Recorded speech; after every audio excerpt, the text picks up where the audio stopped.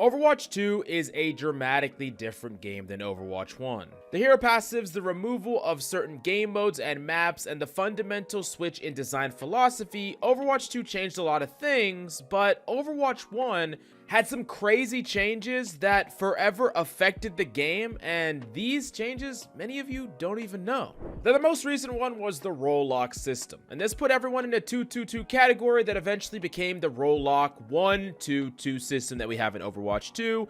And before this, you could select any number of roles, and this was really frustrating to deal with in ranked. For those of you who lived through it, you understand the struggle of having no tanks, or maybe only an off tank, which back then, off tanks were tanks designed to be a pairing to a main tank, and we just didn't have that. And even worse was when no one wanted to play support, or you had like a solo Zen as a support. So the next time you start to complain about a lack of heals, just keep in mind that it's at least better than just like no healers at all, which happened way more often than you would think back in Overwatch 1. It was one of the most frustrating aspects of the game when you're climbing and almost to a new rank, and then you got into a nonsense lobby where you either had to flex and just fill for your team, or you just auto lost. Definitely a rather annoying situation.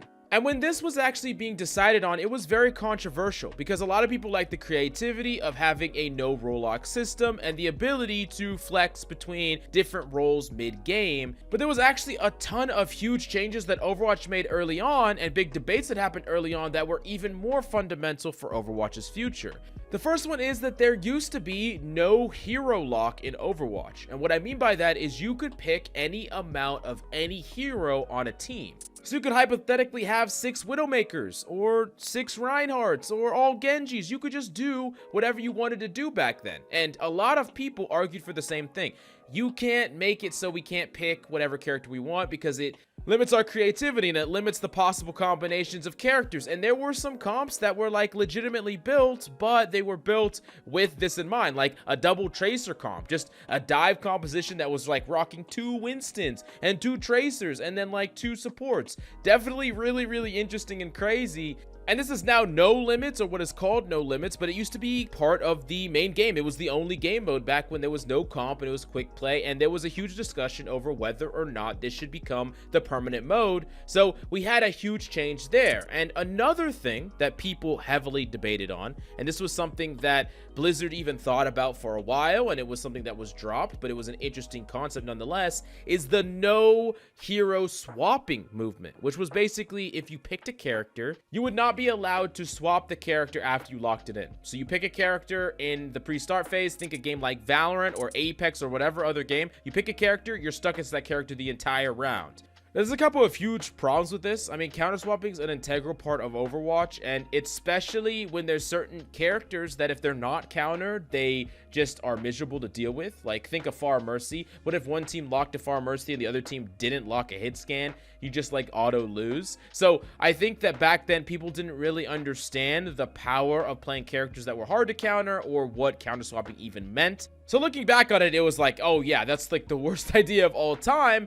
But at the time, it was a serious debate where a lot of people were into not being able to swap heroes, and they found gimmick aspects into the idea of just swapping over and over and over again, which now we see as an integral part of the game. And it kind of makes you wonder, what would be the strongest composition if you just had 5 of them? Like, what is the one hero that if you could lock 5 of the same hero, what would be the most busted hero? I'm thinking Junker Queen, especially right now. Just 5 shouts seem busted, but you let me know which one you would pick in the comments down below.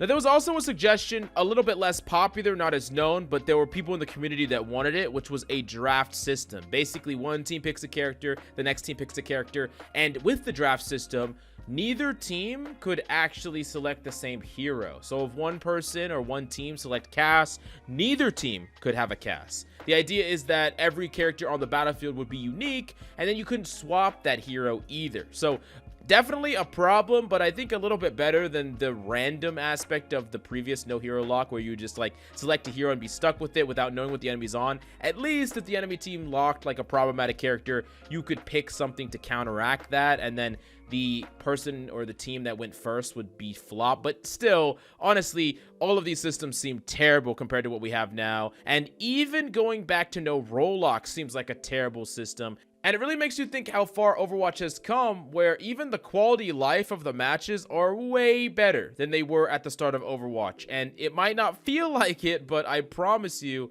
things are a lot better than they used to be, even if nostalgia kind of brings us back to those times and makes us think fondly of it. I'm glad that Overwatch has developed with time, and a lot of these changes have ultimately been for the better. But which of these changes do you think would have been better not being made? Let me know in the comments down below. Smash the like, subscribe, and I'll see you next time.